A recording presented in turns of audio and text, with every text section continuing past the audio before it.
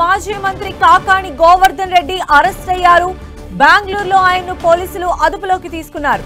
కాకాణి సుమారు 50 రోజులుగా పరారీలో ఉన్నారు. అక్రమ మైనింగ్ కేసులో A4 గా ఉన్నారు కాకాణి గోవర్ధన్ రెడ్డి. ఇప్పటికే సుప్రీంకోర్టు, హైకోర్టు ఆయన ముందస్తు బెయిల్ నిరాకరించింది. మరిన్ని అప్డేట్స్ మా ప్రతినిధి దేవ్ కుమార్ అందిస్తారు. దేవ్ కుమార్.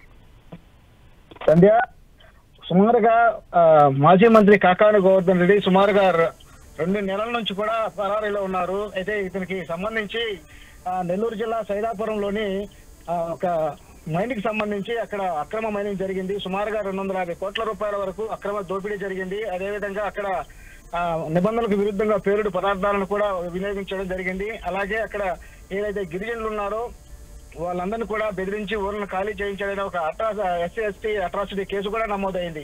ఈ విధంగా అతని పైన కేసులు నమోదయ్యాయి. ఈ క్రమంలోనే అతని విచారణకు హాజరు కావాలని చెప్పేసి గత కొంతకాలంగా పోలీసులు నోటీసులు ఇవ్వడం జరిగింది. ఇప్పటికే పోలీసులు 3 సార్లు నోటీసులు ఇవ్వడం జరిగింది.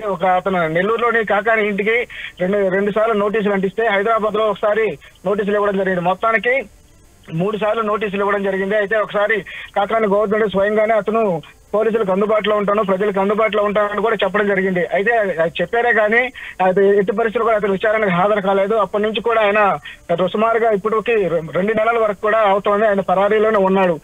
ఉండి కూడా అతను ముందస్తు బెయిల్ కోసం ఆయన హైకోర్టును ఆశ్రయించడం జరిగింది. అలాగే సుప్రీంకోర్టు కూడా ఆశ్రయించడం జరిగింది.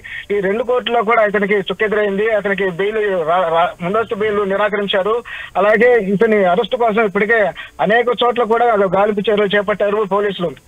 ఒక పక్క అతను హైదరాబాద్ లో ఉన్నాడని చెప్పి కొందరంటూ కొన్నిసార్లు ప్రచారం జరిగింది. అదేవిధంగా ముంబైలో ఉన్నాడని ప్రచారం జరిగింది. అదేవిధంగా శ్రీలంకలో ఉన్నారని ప్రచారం జరిగింది. శ్రీలంకలో అరెస్ట్ అయ్యారని కూడా ప్రచారం జరిగింది.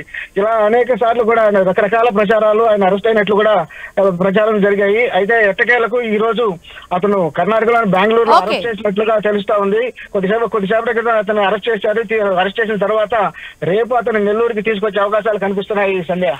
రైట్ దేవ్ కుమార్.